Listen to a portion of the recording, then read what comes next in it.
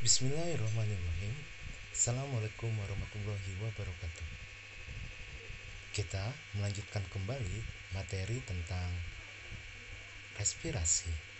Tadi sebelumnya pada video yang pertama, kamu sudah mempelajari tentang tahapan glikolisis.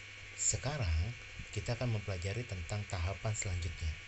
Bahwa kita ketahui tahapan respirasi maksudnya hanya terdiri dari 3 tahapan, yaitu glikolisis, siklus Krebs atau siklus asam sitrat, dan fosforilasi oksidatif. Satu tahapan lagi yang ada di buku SMA yaitu dekarboksilasi oksidatif merupakan tahapan antara atau merupakan miskonsepsi yang terjadi di tingkat SMA.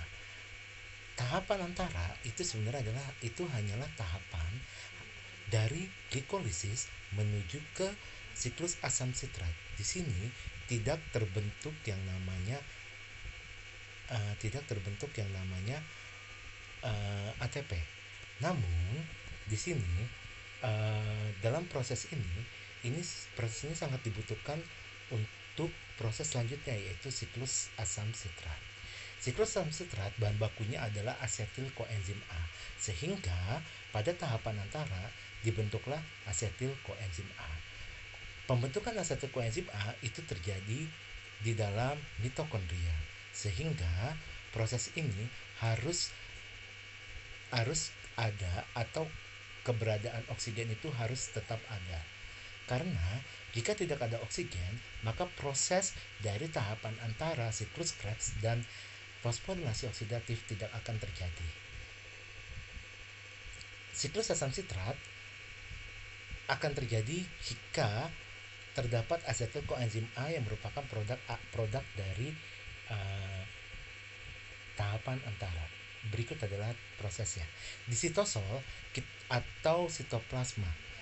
Sitosol itu adalah bagian yang cair dari sitoplasma. Sitoplasma itu tersusun dari 2, sitosol dan organel. Nah, sitosol ini produk akhir dari glikolisis tadi adalah asam pirufat, di mana karbonnya ada 3. Di sini satu karbonnya dilepas sehingga membentuk CO2. Itu tahapan yang pertama.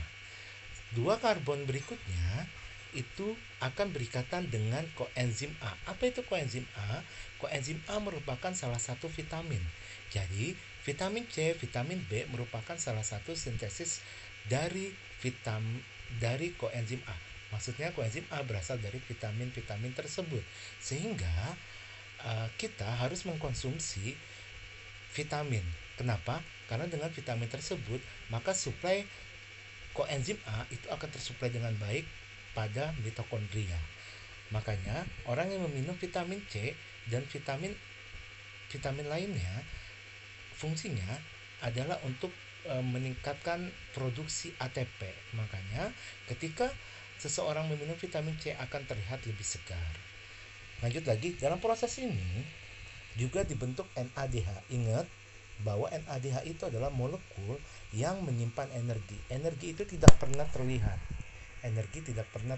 Sehingga energinya tersimpan dalam NADH. NAD+ mengalami reduksi sehingga membentuk NADH. Lanjut lagi ya.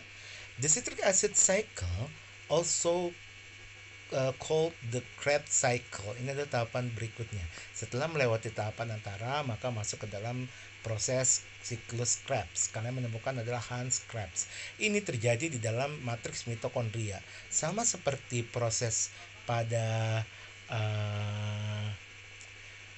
tahapan antara terjadi di matriks mitokondria. Apa itu matriks mitokondria? Matriks mitokondria adalah cairan yang ada di dalam mitokondria, di mana di dalam membran dalamnya terdapat cairan yang di sana terdapat banyak enzim-enzim.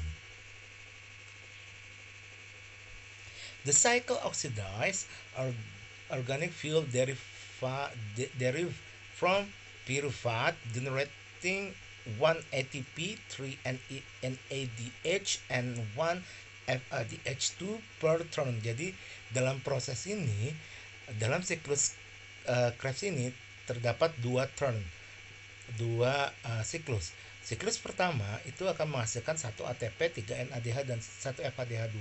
Siklus kedua hasil